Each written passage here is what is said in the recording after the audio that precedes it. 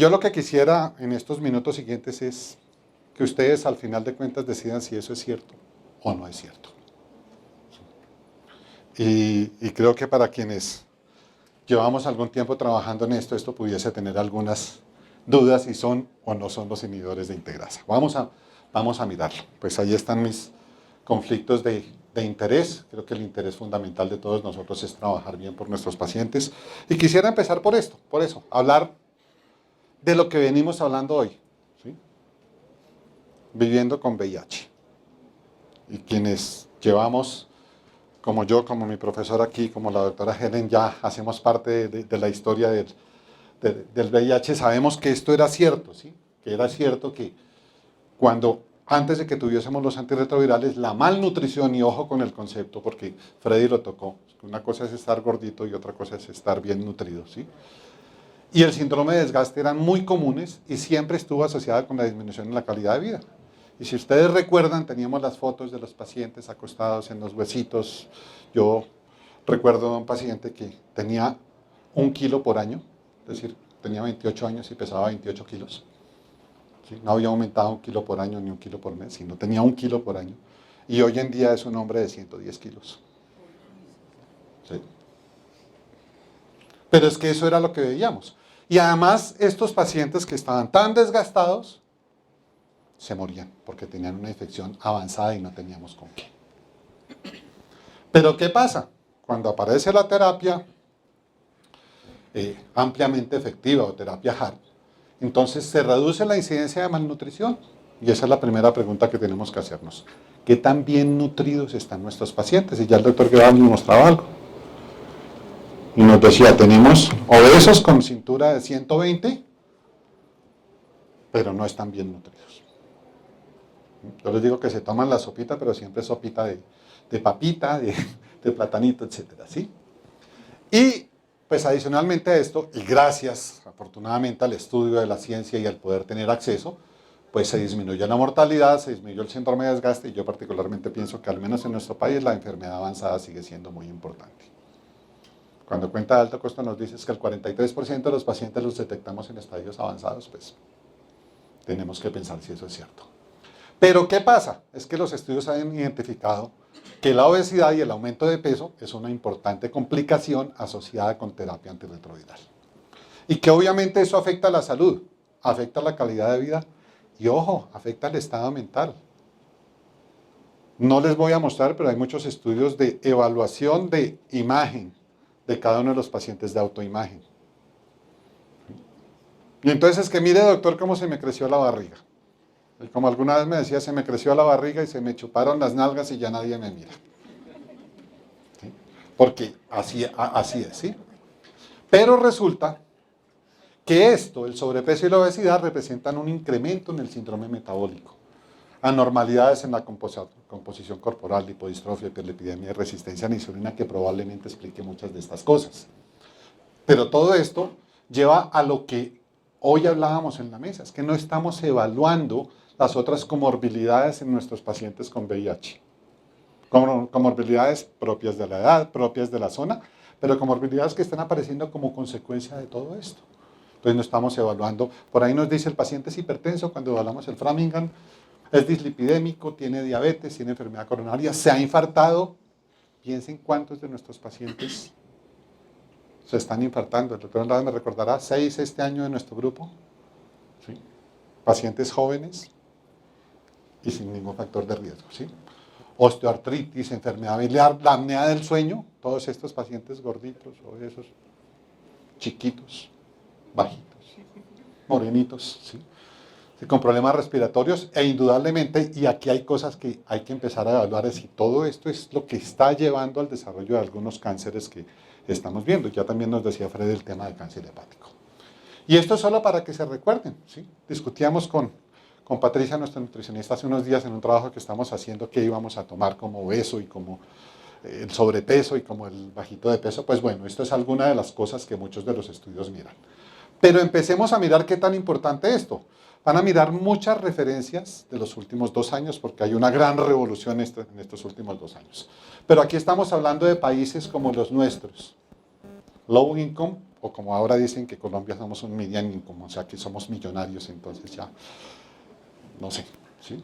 Y miren esto, ¿sí? Personas viviendo con VIH en estos países, de bajos ingresos o de medianos ingresos, y como lo estaba planteando Freddy, pues es que no tiene que ver con esto. Y hay un estudio que nosotros participamos hace mucho tiempo que se llama el RAPID, midiendo obesidad y midiendo dislipidemia en pacientes latinoamericanos y es exactamente lo mismo. Dieta rica en carbohidratos, pues no lo sabremos. Un dato que me llamó la atención de este estudio es este, y que será tema de discusión en próximos simposios. Entonces empecemos a mirar. Miren, esto es ganancia de peso después de terapia antirretroviral. Este es el grupo de DAD tan discutido, los que odian a Abacavir y dicen que Abacavir causa infarto. ¿Sí? Pero no podemos negarles que son el grupo que tiene los mejores estudios metabólicos. Y empiecen a mirar, miren, aquí están evaluando 5 años, ¿sí? Y fíjense que normopeso son muy poquitos, pero fíjense lo que pasa aquí. ¿Sí? Sobrepeso, ¿cómo vamos aumentando el sobrepeso? Y son cosas que tenemos que empezar a mirar. Aquí no nos está diciendo qué medicamento. Nos está diciendo que nuestros pacientes que toman terapia antirretroviral aumentan de peso. Y que un porcentaje muy importante pueden tener sobrepeso. ¿Y este qué dice? Mire, es que nuestros pacientes en el primer año de terapia antirretroviral aumentan en promedio 2,5 kilos. Y que estos 2,5 kilos están asociados con baja mortalidad, ojo, en quienes no tenían inicialmente sobrepeso. Y ya lo dijo Freddy, es que hay que mirar los factores predisponentes que tienen estos pacientes. ¿Sí? Y que esto es bien interesante. Los pacientes lo interpretan como que están retornando a su salud.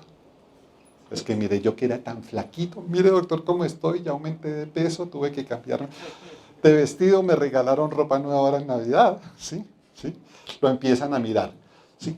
Pero fíjense que esto empieza a tener cosas interesantes. Cuando empezamos a mirar que hay un porcentaje importante y un riesgo importante de estos pacientes de evolucionar a un peso anormal. Y comparado con pacientes que no viven con VIH, fíjense cómo ocurre la cosa. O sea que nuestros pacientes con VIH aumentan de peso, pero que además, por cada 5 libras, y acabamos de decir que nuestros pacientes aumentan 5 libras en el primer año, de peso ganado, incrementan su riesgo de diabetes en un 14% versus un 8% de las personas que no viven con VIH. O sea, primer problema es que este aumento de peso nos está llevando ya a una enfermedad tan grave como la diabetes. Y no solamente eso. Entonces aquí miramos diabetes, aquí miramos enfermedad cardiovascular, aquí miramos cáncer y miramos todas las causas de mortalidad. Y todo esto está relacionado con ese aumento de peso. Este es un estudio publicado por Johns Hopkins, ni siquiera está publicado formalmente, está en la página de Johns Hopkins, pero me pareció muy bonito. Ellos miraron, fíjense, una cohorte urbana, la población citadina, en 163 mujeres y miren, 7.5 reportaron cambios corporales, lipodistrofia, pérdida de peso, pero 52.8% reportaron aumento de peso.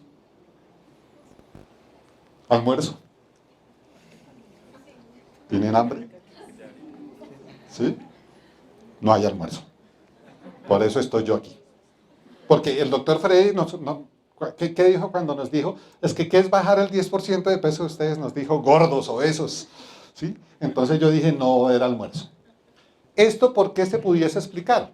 Por la edad, en la medida en que nos hacemos mayores, empezamos a acumular grasas en un lado y empezamos a perder grasas de otro lado. Eso es normal, la lipodistrofia es un hecho de ser adultos. En teoría, bajo nivel de educación, dice que los que somos más educados comemos mejor.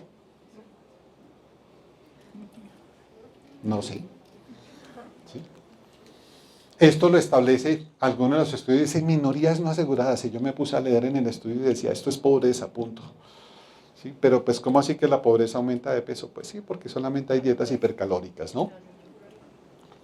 Ser mujer y nuestro punto de discusión, ¿qué es? Terapia antirretroviral. Y esto apareció aquí, en esta revista, muy bonita, les recomiendo ese artículo. Y entonces nos dice, mire, aún los pacientes sin terapia antirretroviral pudiesen aumentar de peso, sobre todo si son pacientes con un diagnóstico muy reciente. Los pacientes que toman inhibidores de integrasa, dolutegravir o bictegravir, los pacientes que toman inhibidores de proteasa, las mujeres, la población afrodescendiente, pero si toman tenofovir van a bajar de peso. Wow, pues combinemos teno con dolu, el que peca y reza empata y todos tranquilos. Pero les recomiendo esto no está publicado, está en publicación, pero está en la web. Paul Sachs, que es uno de los gurús de la infectología en los Estados Unidos, lo que hace es mirar todos los estudios clínicos que están publicados y mirar cómo es este tema del aumento de peso. Y solamente quisiera llevarlos a esta diapositiva. Me voy a acercar por acá. ¿Sí? Y miren esto. Son todos los estudios. Aquí está efavirenz, con tenofovir, está el vitegravir, es también fosemprenavir, el vitegravir, y todos, absolutamente todos los estudios muestran que los pacientes aumentan de peso independiente de cuál sea el esquema de terapia antirretroviral. Y no solamente en el cambio absoluto de peso, en el cambio de peso, o sea, en el aumento de peso, sino cuando miran pesos absolutos, que eso será un tema también de discusión, quitando la masa grasa y quitando todas estas cosas. Pero fíjense algo que es muy interesante, y es que en todos los estudios clínicos, a semana 96, ¿qué tenemos? Un promedio de un 20% de pacientes obesos. Y hasta aquí no nos están diciendo qué está pasando. Esto es también del estudio de Paul Sachs. Aquí todo trata de ponérnoslo un poquito más en semanas. Acuérdense que por norma de FDA, todos los estudios clínicos hay que llevarlos mínimo a 96 semanas. Ya no se hacen estudios de 48 semanas. Pero mírenlo aquí. Entonces, ahora sí empecemos a mirar diferentes grupos de antirretrovirales. Inhibidores de integrasa, un mayor aumento de peso, pero no es despreciable el de inhibidores de proteasa y no es despreciable el de no nucleósidos. Y lo mismo en peso absoluto, ¿sí? Aquí lo ven con dolutegravir, entonces aumento de peso, con el vitegravir un poquito menos, pero también aumenta de peso, con vitegravir muy parecido a dolutegravir. Rilpivirine, para pacienticos con alto CD4, con bajas cargas virales, también aumenta de peso, versus efavirenz, fíjense que efavirenz un poquito menos. Aquí ven TAF versus tenofovir, y aquí empiezan a mirar cositas que son interesantes. Miren el aumento con TAF, miren el aumento con tenofovir de fumarato. ¿Se acuerdan la primera diapositiva? Les dije, el que peca y reza empata. Pues aquí perdimos el año porque TAF, dentro de las cosas que tiene, es que los pacientes empiezan a aumentar de peso. Aquí lo ven también en peso absoluto. Y entonces uno dice, no, pero es que esos son los inhibidores de integrasa. 2007, nevirapina. Los que seguimos siendo amantes de nevirapina nos interesa mucho esto. Pero miren esto. Los cambios a 6 meses, y solamente voy a mirar peso, son de más o menos 11 kilos en una población de la India. Ave María, dijo Patricia. Pero es así, Patricia, ¿o no? ¿Sí? Y pueden empezar a mirar todos el índice de masa corporal, un aumento de más o menos 3 puntos en el índice de masa corporal, o sea, de normopeso pasaron ahí al límite, ¿no? Ahí pasaron al límite para decir que hay un aumento, ¿sí? Y empiezan a mirar todas estas cosas, el aumento de la grasa, fíjense que eso fue muy, muy interesante lo que nos mostró Freddy, el aumento de la grasa corporal total. Y esto, ojo, tiene que ver con algo que ya quiero que empiecen a mirar, y es esto, el aumento de linfocitos CD4. Hay una relación directa, y lo vamos a mirar al final, entre la recuperación inmunológica y el aumento de peso. O sea, ay, ¿esto qué es? ¡Ay, esto es muy bonito! ¿Qué dice aquí? Inhibidores de proteasa. Muy interesante lo que pasa con inhibidores de proteasa. Esto es un estudio a prácticamente 2 años y miren lo que pasa. Los pacientes que toman inhibidores de proteasa inicialmente tienen una baja de peso.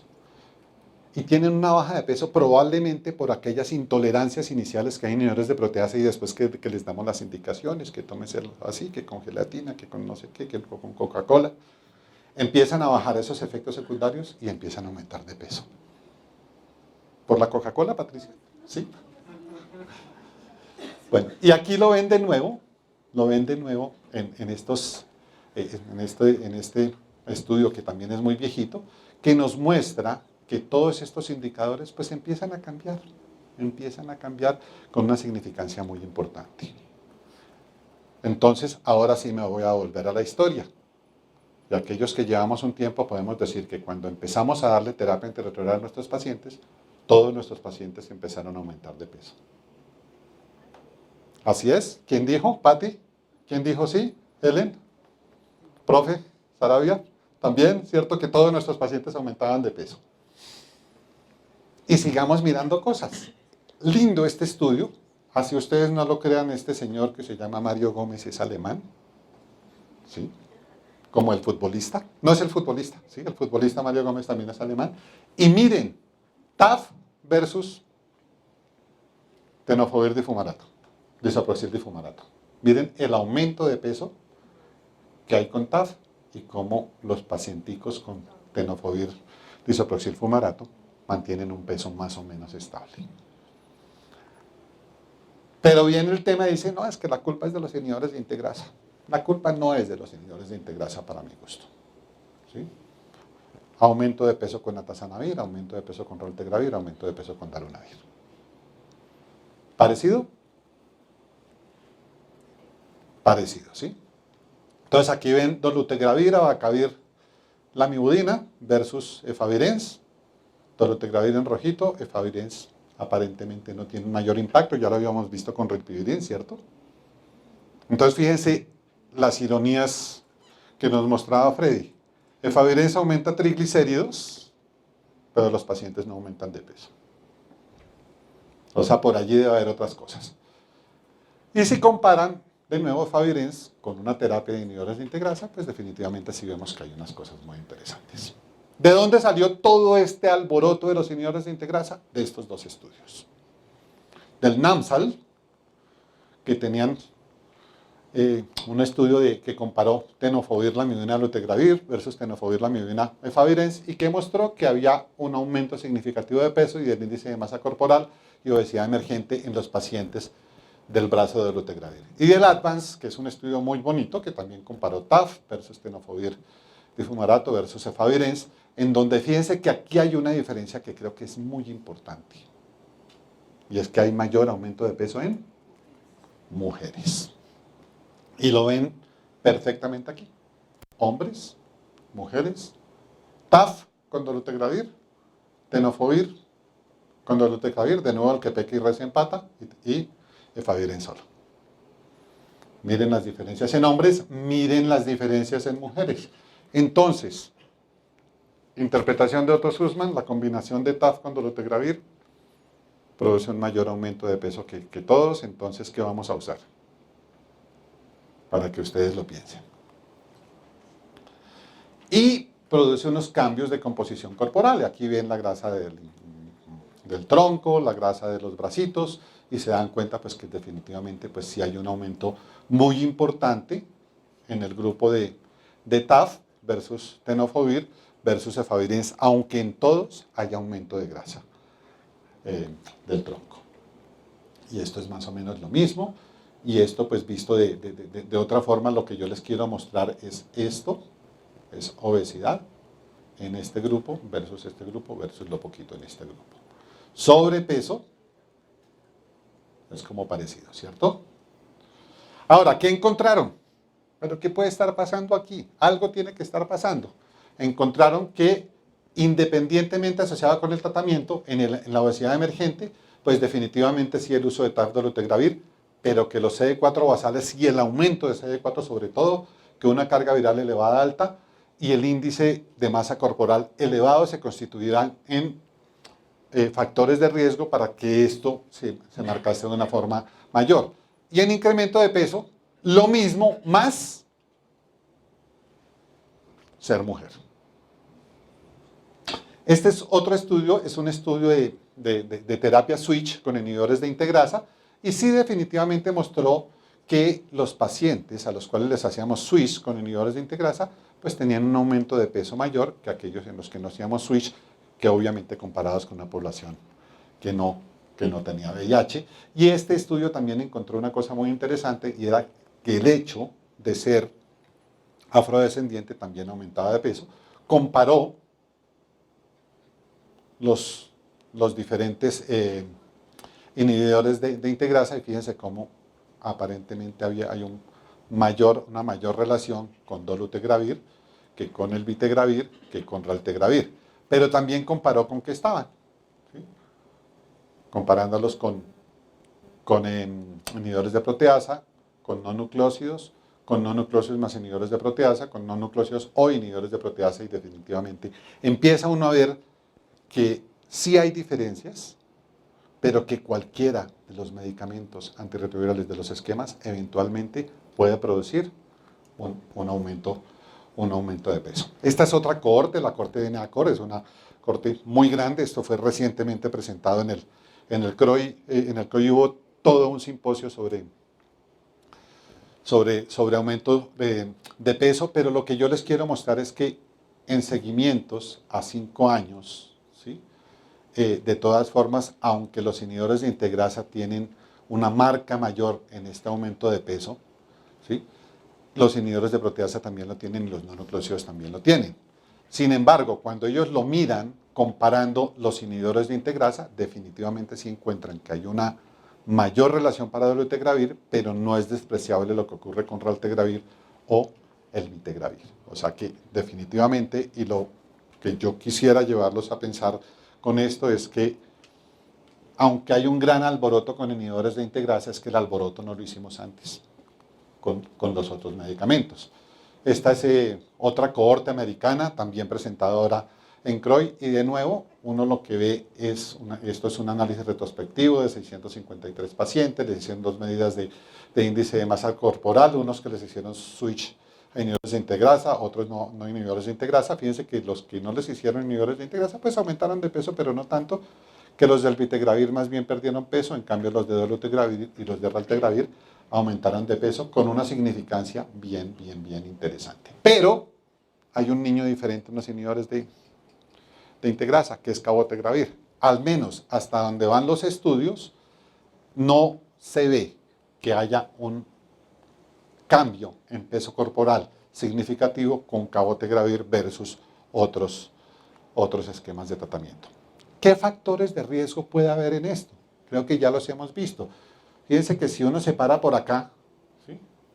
Fíjense que tampoco es que los inhibidores de integrasa como factores de riesgo, al menos en este estudio, tengan una mayor importancia, pero sí fíjense que aparecen cosas bien interesantes para mirar y para mirar desde el punto de vista significativo, que nos pueden llevar a pensar que tenemos que controlar esos factores que nos decía el doctor Guevara, que son los basales de todos los pacientes: el consumo de alcohol, el sobrepeso, la historia de diabetes, la historia de enfermedad cardiovascular, como factores que también pueden llevar a todo esto. Esto en el estudio de Paul Sachs, que ya va a ser publicado, y vuelve y juega CD4. ¿Sí? Menos de 200 versus más de 200, fíjense el riesgo para aumento de peso, cargas virales mayores, el riesgo para aumento de pesos. Y si uno empieza a bajarse por acá, se empieza a dar cuenta, pues que sí, que la terapia antirretroviral sí influye, no vamos a decir que no influye, pero que hay que mirar todos los otros factores de riesgo. ¿Cómo podría explicarse esto? Pues la primera explicación que yo le doy a los pacientes es: mire, usted ya no tiene un virus que lo esté consumiendo, ya no tiene un virus que se está alimentando de usted. Por lo tanto, su organismo va a empezar a aprovechar todo eso que no estaba aprovechando. ¿Qué es esto? ¿Sí? Los pacientes comen mejor y hay todo un fenómeno de explicación desde el punto de vista de interleuquinas cuando lo miramos. Hay una reducción en la tasa de recambio proteico, pero fíjense que esto es muy interesante. Esto es el estudio temprano. Acuérdense que el estudio temprano fue el que nos dijo que debíamos iniciar terapia antirretroviral siempre. ¿Y qué mostró el estudio temprano? Que había una relación de este aumento de peso, y fíjense que no es despreciable, de nuevo, en relación al aumento de CD4 al menos 50 células. O sea, a lo que les quiero llevar a pensar es que debe haber algo allí en la parte proinflamatoria que todavía no entendemos que también esté contribuyendo a todo este fenómeno. ¿Y esto en qué termina? En que no tenemos muchas explicaciones y yo quise resumirlo como en estas 5 cositas. Que es un problema multifactorial, como muchas de las cosas en VIH. Todos los días VIH nos enseña. Que es demográfico, sí. Es demográfico no solamente en el tema de raza, sino en el tema de cultura. ¿Sí? Que hay factores relacionados al virus mismo y que hay factores relacionados a la terapia antirretroviral, pero que seguimos teniendo muchas preguntas para las cuales no tenemos respuesta. Y que en los siguientes años vamos a tener que trabajar en eso, porque de nuevo nuestros pacientes no se están muriendo como consecuencia del VIH, sino se están muriendo como consecuencia de que los estemos recuperando y se estén infartando y estén haciendo esteatosis y estén haciendo cánceres y toda esta otra cantidad de cosas. Les recuerdo, nuestro numeral es vivir con VIH. ¿Sí? ¿Sí? Este señor lleva 36 años desde que pudo ver el primer paciente viviendo con VIH en compañía de mi profesor, el doctor Jaime Sarabia, y los invito a que sigamos viviendo con VIH por nuestros pacientes, a que almuercen rico, normocalórico, normoproteico y poquito. Y nos vemos a las 2 de la tarde.